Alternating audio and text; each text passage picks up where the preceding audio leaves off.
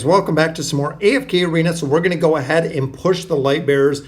After the video yesterday, a lot of players said, let's go ahead and push the campaign, guys.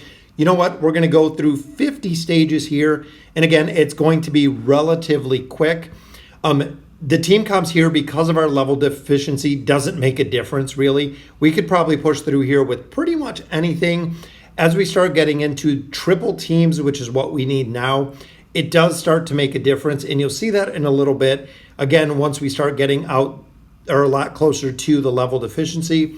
In here, I just run Rose and Rose with Gwen. It works absolutely perfectly. This is the combination that you're going to be doing when you're running the towers. I like putting Morrow right into the middle back. That way we have the ability to hit, hopefully, enough targets. And also running it in here with Peggy, it seems to work pretty well. Walker, we know, did have a reset or an adjustment. It doesn't seem like his damage is really doing really much difference. It's not like, oh, it was a breathtaking difference. We can see a big improvement in his damage. Even here, I'm going to drop him out just so we can run Rose Gwen because we know that is super efficient. Now, with the Rosalind and Gwen combo, it works well until you start getting into late game, kind of end game. The damage that it provides really drops off when you start seeing a big level deficiency, which is unfortunate because it's a very cool combination.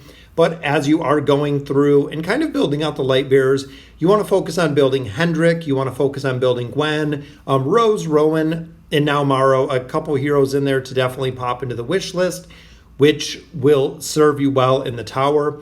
Ultimately, when you're getting into endgame, we don't know if Morrow is going to be a hero that's going to be utilized. It's still a little bit too early to tell. But ultimately, with the crowd control that he brings, that is the reason most players are going to use him. He has the cocoon effect. He does have the ability of a couple different heroes kind of mashed together, which works out very well.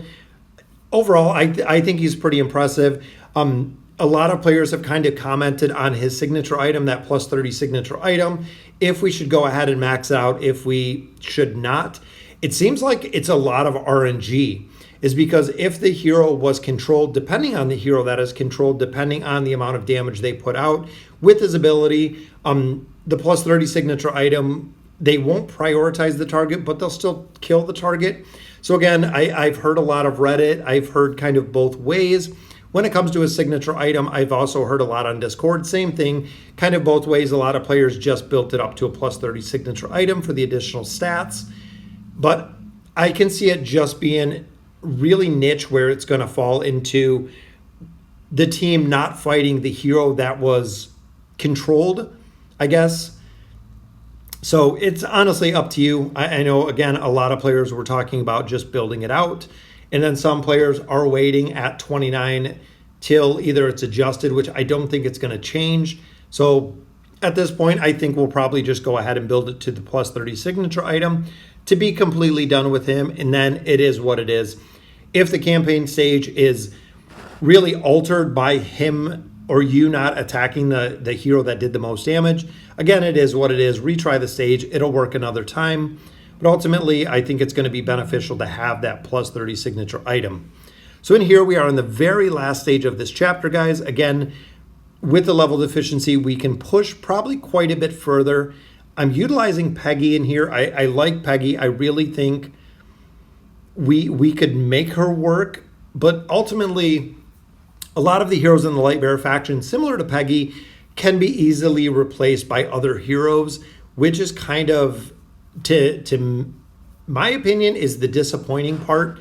Is when you look at heroes and the amount investing in to build a hero with the signature items, with the furniture bonuses, and also with the engraving that is coming soon, is can heroes be easily just replaced with other heroes? And that's kind of the big thing. Like with Peggy, you know, you have Rigby. Will Rigby work? Yes, he does. Is he the best for it? Could be easily replaced with a hero that has more viability, maybe a little better of a toolkit. And that's the difference between building heroes and not building heroes.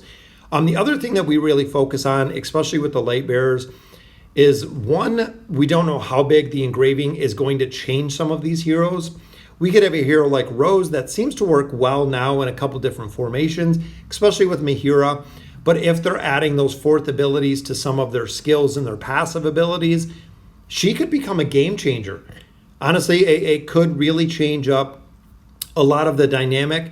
Especially I can see heroes like Falks possibly allowing Belinda to do a little bit more damage, maybe a little bit of a change with Ullard.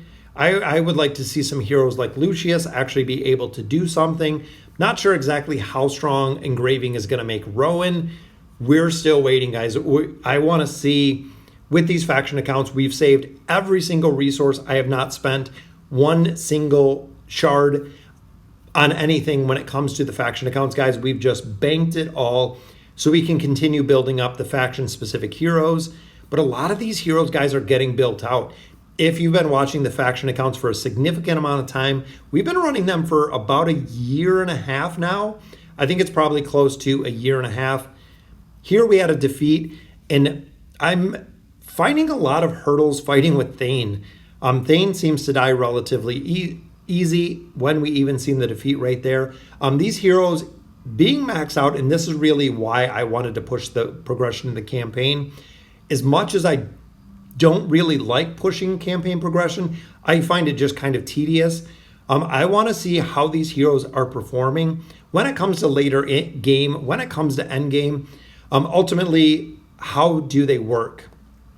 So what I've been noticing with that is Thane dies really easy, even being fully geared out, even having, I believe, the 9 of 9 furniture. I have his plus 20 signature item, still dies very fast. I don't know if the plus 30 signature item is going to make that big of a difference, but ultimately the plus 20 with the 9 of 9, still he is dying super fast, guys. He's usually the first hero to die. In addition, in here with Ullard and Peggy, I tried putting Peggy in the front so Ullard will actually throw the shield on her, but as a result of that, we've actually seen Ullard throwing the shield on Hendrik, which is a good indication because Hendrik is a pretty solid tank, even though, again, when it comes to the level deficiencies, tanks get destroyed, guys. The crowd control is really what wins in AFK Arena when you're seeing the level deficiencies. Tanks are still getting melted, including Arthur, including Scrag, including the tanks that have a pretty solid damage mitigation factor. They are still getting melted when it comes to level deficiencies. So the crowd control is winning. When we start seeing solid crowd control, it makes it really easy. And when making progression, it seems to be the only way, short of maybe like a Thorin Cheese, something of that nature, or the immunity like we see with Alnagrez. The immunities work really well within the campaign, again, with the level deficiencies. Heroes like Astrilda are getting destroyed. I know she's a warrior class, but Hendrix getting destroyed, Lucius getting destroyed. Most of the tanks, even Gorvo with the shielding ability, short of the crowd control that he brings, getting destroyed, which is the reason I think, and I know we've talked about this before, adding some sort of damage mitigation to the tanking class, I think would really be beneficial because the tanks, when it comes to late game, end game, have really no place. Short of a tank that brings a crowd control aspect or an immunity, like Brutus, like I said, like Alna, if they're not bringing an immunity like Albedo, they're not in formations, guys. I don't see many pushes with the Scrag Invade. Even a lot of the Scrag Invade has kind of dropped off. I don't see a lot of people using it anymore because the viability of Scrag overall not really performing that well. So it is really interesting to see which heroes I think are really doing well. Cecilia seems pretty solid with her survival in here. Also with that 9 of 9, she's doing the double ult. So the damage she's bringing is pretty consistent in here. Hendrik definitely doing pretty well. I can see them doing well in the faction towers when we're pushing through the Lightbearer tower, doing well with that one as well. Gwen is a solid performer with Rose. So that'll do it, guys. So that is 50 stages, guys. We pushed through 20 yesterday.